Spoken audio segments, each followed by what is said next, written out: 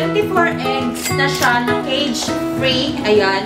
Akala ko yung isa kanina na gusto kong pili okra kasi mas fresh looking ito kaysa yung nasa H&M store. Hey everyone! Welcome back to another video.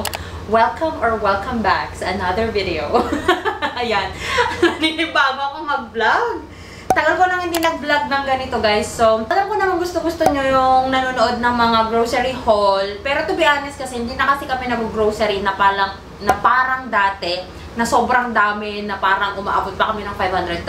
Ganyan, pag nag-grocery kami. Kasi, malapit na kami ngayon sa mga grocery stores. They are just like 10 minutes to 15 minutes away. So, hindi na kami yung bultuhan na bumibili. Pero ngayon, medyo madami itong nabili namin kasi mahaba yung stretch ng duty ni Mac. So, hindi din ako makakalabas ng yung malayuan ba kasi si Mish hindi pa naman siya sanay sa likod mag-isa. So, medyo napadami. Kung nakita nyo na yung previous video, pumunta kami ng Sam's Club, pumunta kami ng Walmart, and then, 3 Asian store yung pinuntaan namin na hindi pa rin kompleto yung gusto kong bilhin. But anyway, mag-start na lang muna tayo sa Sam's Club. So actually, hindi talaga to grocery pero we are in need of this. So at least alam nyo na kung magkano na lang din para ma-share ko na lang din sa inyo. Ito, bumili kami ng luxury throw blanket. Kasi ngayon guys, na kasama na namin si Mishi na natutulog sa bed. Tig-isa na kami ng blanket ni Mac. Eh yung mga blanket namin, yung mga malalaki comforter, mga king, queen, ganon na size, wala yung maliliit. So meron lang kaming 2 pairs of throw blanket, which is yung mga ginagamit namin dati sa salas. So, ay bumili kami ng throw blanket na fluffy na siya, tapos medyo makapal to. Kasi pa winter na din. Or baka pag na-upload ko to winter na. Ayan. So, ito, bumili kami ng 1 and ito yung pangalawa. Ayan siya. Flannel sheet na 6 pieces na siya. So, ito ay 1 king flat sheet, 1 fitted sheet, and 4 king pillowcases. So, yung unan kasi namin yun is talaga yung mga pang-king na. So, ilan lang yung mga pang-king na ano namin, na pillowcases namin, parang 2 pairs lang din ata, and we only have 2 sets of bed sheets. And recently, guys, yung ano ni Mishi, ang naging dilemma namin, yung kanyang mga diapers, nagli-leak na. So, kulang yung dalawa na ano namin, na bedsheet namin. Kasi nga, ngayon lang tong king size na bed namin. Dati talaga queen nung wala pa si Mishi. Tapos yun, madami kaming mga pang queen, pero dalawa lang yung aming pang king kasi maarte ako sa pagpili ng bedsheet. So, ito para siyang pang winter na design. Ganyan siya. Ayan. Ang tagal ng grocery ate ah. Eto na, magbibili na ako ng grocery na nabili namin sa Sam's Club. 24 eggs na siya na cage-free. Ayan. Akala ko yung isa kanina na gusto kong piliin is pwede siyang tingi-tingiin na parang tigi-isang tray lang na ganyan. Yung pala isang karton talaga yung kailangan mong bilhin kaya pala siya nakaseal. So yun, ito lang yung binili ko, yung 24 pieces. This is yung Airwick pabango para sa mga wall plug-in, ganyan. In the scent, vanilla and pink papaya na 9 refills na siya. And yung isang bottle niya ay naglalast daw for 80 days. So, mas mura kasi siya sa Sam's Club compared to Walmart. Kaya sa Sam's Club ako bumibili ng ganito. Pero sabi nila, wag daw dapat nagaganito, lalo na pag may bata kasi nakakakos daw ng asthma, ganyan. But I don't know. Ang pinaglalagyan ko lang naman nito guys is 2 bathroom and then dito sa front door lang naman. Hindi na kami naglalagay sa kusina, ganun. Which is malayo naman si Mishi doon. And then si Mac kumuha siya ng Zero Sugar Thirst Quencher Powder. So ito yung mga tinitimpla na Gatorade. Ayan. 40 pieces na siya. And then kumuha din kami ng olive oil kasi paubos na yung olive oil namin. So this is 3 liters na olive oil. Yung usual na binibili naming olive oil is ganito talaga nun, nung nasa Iowa pa kami. Pero nitong recently, dahil nga ang tagal na namin hindi nakapag Sam's Club, $10 to $12 na. Eh ito, $30, 3 liters na siya. Ang pinunta talaga namin ng Sam's Club is yung pagbili namin ng Pampers, which is yung Pampers ay nandun pa sa truck, hindi pa po naitaas ni Mac. So, parang 168 pieces na yun na size 3 and the price is only $42 yata. Parang ganun. So, mas mura siya. Kinumpare namin siya sa Walmart. Yun, mas mura siya ng malayo. Kasi yung nasa Walmart parang 130 pieces lang ata or something is ano na, $39 na siya. And then bumili din kami doon ng tubig, the usual tubig na binibili namin, the one that is 40 pieces na siya, parang ganon. Yung katumbas nun is yung parang malaking galon na binibili natin na tag 25-35 sa Pilipinas. Hindi ko na alam kung magkano presyo ngayon, baka 50 na yun ngayon doon. So yun, yun yung mga binili namin doon. And of course, bumili kami ng mga socks. Parang hindi na ako kompleto ang pagpunta ng Sam's Club or Costco na wala kaming nabibili na socks. Pero ngayon guys ay si Mac bumili siya ng Under Armour na tig 6 pairs. So dalawa yung binili niya. So meron na siyang 12 pairs. Actually sabi niya sa'yo yung 6, sa akin yung 6. Yun. Para kahit 1 week na hindi maglaba at least meron. Pero twice a week naman kasi ako naglalaba.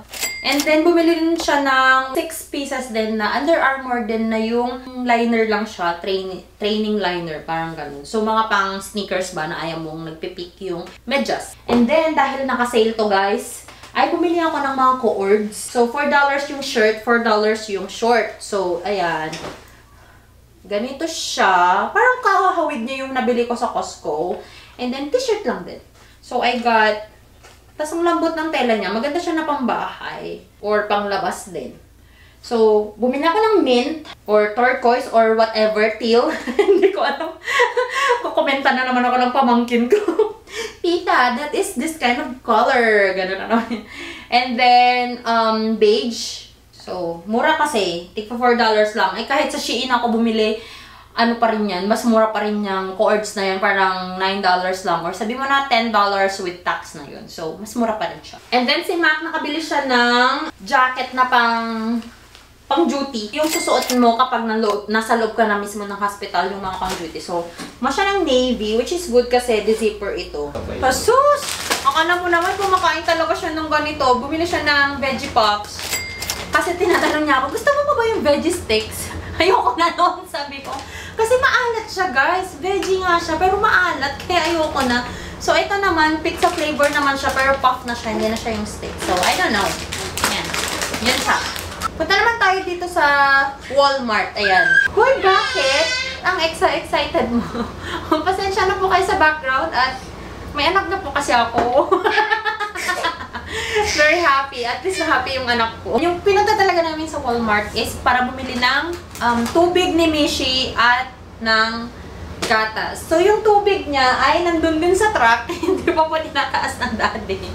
Yung binili din namin na tubig last week, nandun din sa sasakyan ko. So, naipon na yung mga tubig doon. Bili kami ng bili, hindi namin na itataas. Milk, which is Nutramigen. Ito yung medyo may kamahalan siya, but no choice talaga kami guys kasi ito lang talaga yung nag-work na hindi siya nangangati. Mga bote niya, kasi yung mga bote niya ay medyo luma na. So, bumili kami kasi magta-travel din naman kami next month. So, we'll be needing more bottles para hindi kami hugas ng hugas. Minsan kasi guys, hindi pa puno yung dishwasher. Nasasayangan ako na i-run. Kasi wala na siyang bote. Kaya kung minsan, ang konti ng laman ng dishwasher, nirarun ko na.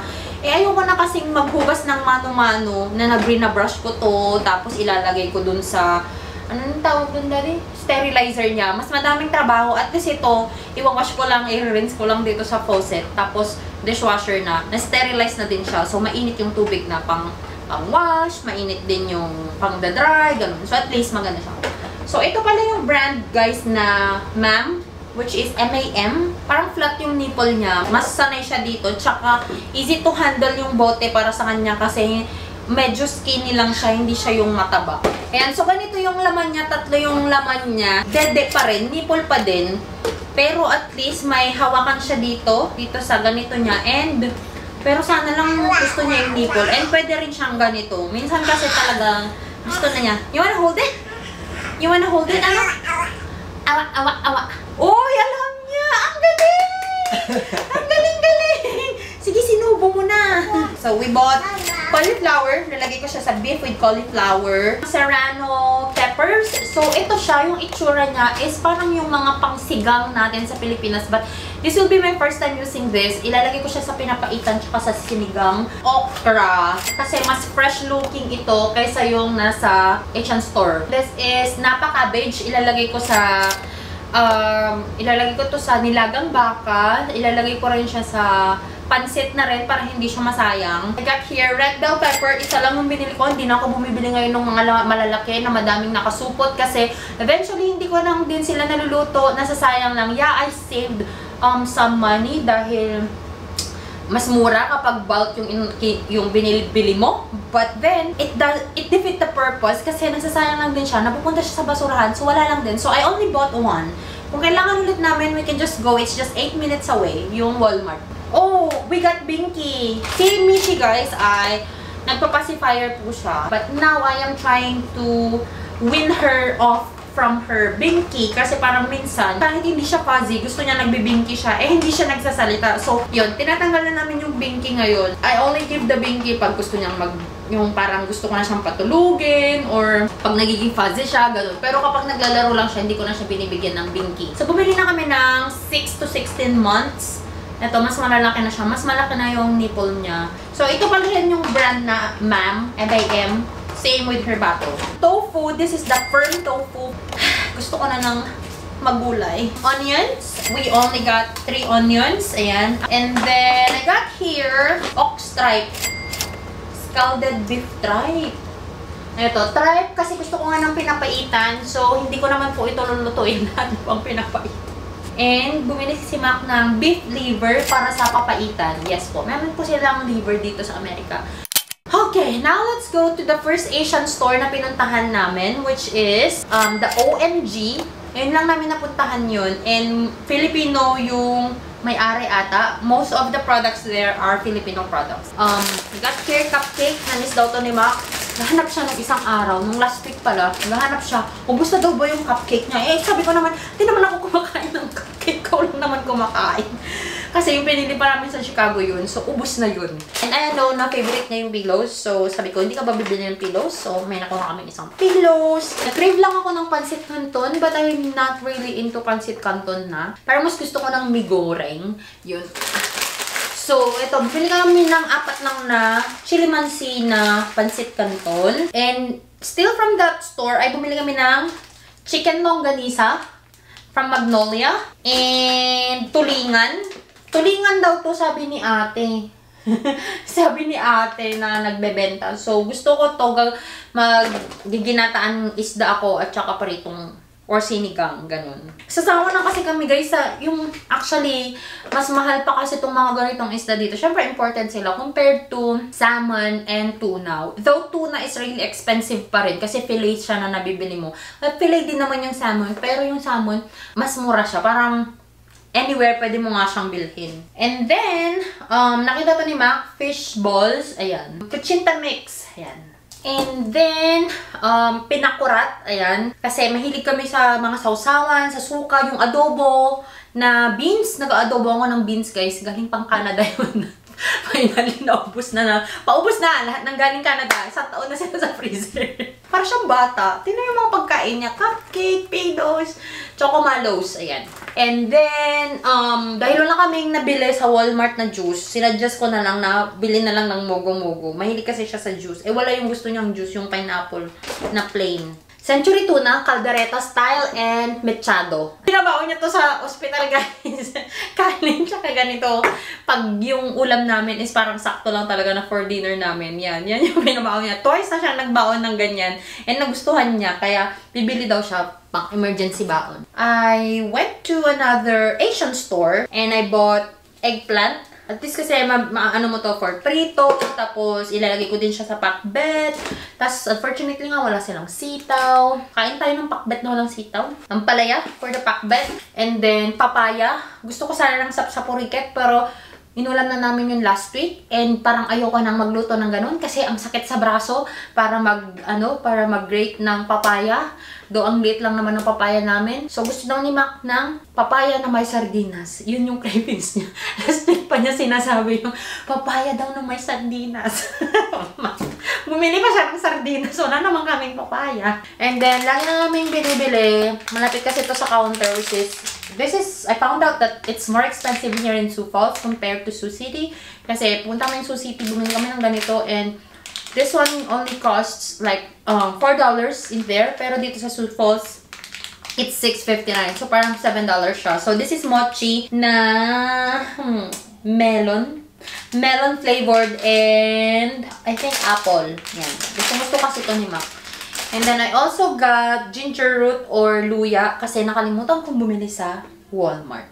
I think that's the only thing that I got from that Asian store. And then, when I went to another Asian store to look for beef, sana na pwede pang ilagay namin sa papaitan, wala akong mahanap. So, nahiya naman akong lumabas sa Asian store na wala akong dala. So, bumili ako ng tofu na silken. Hindi ko alam kung ito ba yung soft na tofu na pwede mo siyang gawing taho. Ayan. So, I'll try to open this maybe sometime. So, titingnan natin kung pwede siya na pang taho. Pero parang po mapag-asa. So, I think that's it, guys. Yun lang po yung nabili namin. And I don't know how much we spent. Parang sa Sam's Club is 200 plus. Pero syempre, medyo mahal sa Sam's Club because we bought stuff for the bedroom. And then, Walmart, medyo mahal din kasi we bought stuff for Mishi, which is the milk pa lang $70 na. And then, yung mga bote pa niya. And then, sa Asian store, medyo sanay na rin kami na alam na namin na ganun talaga yung presyuhan, which is okay naman. Actually, medyo namurahan ako sa mga ngayon. The papaya is just 1.85 and the ampala is just 1.97. So, yung iba na binili ko sa ibang store, hindi ko alam kung magkano. But anyway, guys, for those of you who are not yet here in the US, I hope na medyo nalalearn nyo kung paano yung presyuhan dito para pagdating nyo dito hindi kayo ma-shock, especially if you just got here. Alam ko magko-convert pa kayo, so hindi na namin siya ginagawa, nasanay na kami sa presyo. Pero syempre kung i-convert mo siya, parang napakamahal. Dito po sa amin sa Midwest ay mas mahal siya ang gulay compared to meat, kasi yung meat parang $6, yung beef parang $6 per pound. Chicken, you can buy $1 to $2 per pound. Sobrang mura ng chicken dito, guys. But the vegetables, medyo mahal siya kasi nga yung weather dito hindi naman panghalaman. You know what I mean? So, ini-import pa siya from California, most of the products. California or out of the country pa. So, yun. Medyo mas mahal siya. So, at least alam nyo na kung medyo yung presyuhan. But anyway, guys, thank you so much for watching. And I hope parang nagbabalik na ba ako? Ang hirap mag-edit, guys, pag may maliit na bata. But I hope na-enjoy nyo pa rin yung mga videos na nilalabas namin dito sa YouTube. But anyway, guys, antay-antay lang po sa mga nasa Pilipinas pa. Waiting game pa din. Sana mapabilis na yung visa bulletin para lahat na kayo makapunta na rin kayo dito. Para naman mas mas comfortable siguro. But probably not all. Pero depende kasi. Ayun. ang hirap pag-explain. But anyway, thank you so much everyone for watching. I hope you enjoyed watching this video. And if you haven't followed me yet on my Instagram and on my Facebook, I'm so active on my Facebook right now. Please follow me with the name Joy of Mia on both platforms. And yeah, I'll see you guys on my next one. Bye! Bishibing! Mommy's gonna film first, okay? Sige na Ang kulit nyo naman! Nagkagat ka na siya.